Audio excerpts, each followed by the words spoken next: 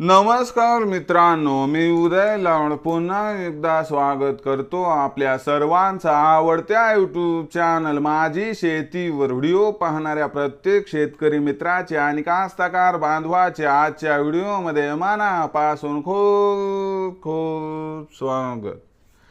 मित्रांनो, thumbnail पाहितलं, title वाचलं हो मित्रांनो, सामान्य सोयाबीन उत्पादक कास्तकार बांधवांसाठी सर्वात महत्त्वाची अपडेट की आता मे महिन्यात देशांतर्गत बाजारामध्ये सोयाबीनचा भाव 4800 पार होण्याची शक्यता झाली या ठिकाणी निर्माण होईल। मित्रांनो, ही सध्याच्या कंडिशनची सर्वात महत्त्वाची अपडेट आहे की आता मे महिन्यात देशांतर्गत बाजारामध्ये सोयाबीनचा भाव 4800 पार होण्याची शक्यता झाली आहे या ठिकाणी निर्माण।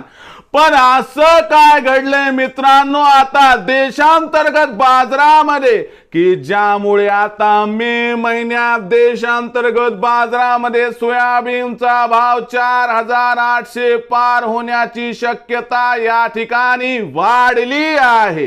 या प्रश्नाचं अचूक उत्तर जाणून घेण्यासाठी आपण सर्वांनी हा व्हिडिओ आता सुरुवातीपासून शेवटपर्यंत पाहावा।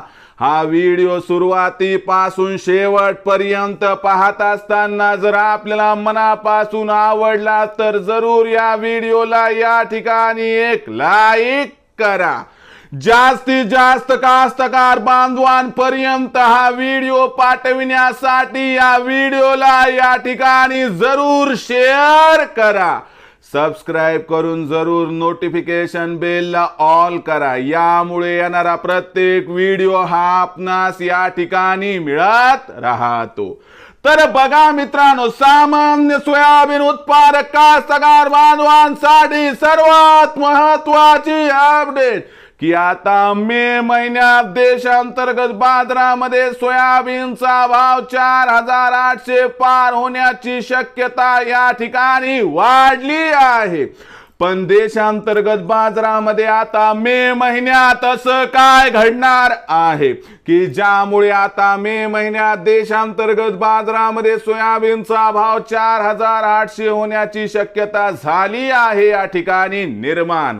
या प्रश्नाचं अचूक उत्तर जाणून घेण्यासाठी सध्या देशांतर्गत आणि आंतरराष्ट्रीय बाजारामध्ये काय आहे सोयाबीनची बाजारभाव पातळी, सध्या देशांतर्गत आणि आंतरराष्ट्रीय बाजारामध्ये काय आहे सोयाबीनची मागणी आणि पुरवठ्याची स्थिती, या सर्वांचा परिणाम सोयाबीनच्या भावावरती कसा होणार, या परिणामामुळे आपल्याला खरंच मे महिन्यात सोयाबीनचा भाव 4800 पार जाताना दिसणार आहे काय, या प्रश्नाचं घेऊयात आता उत्तर।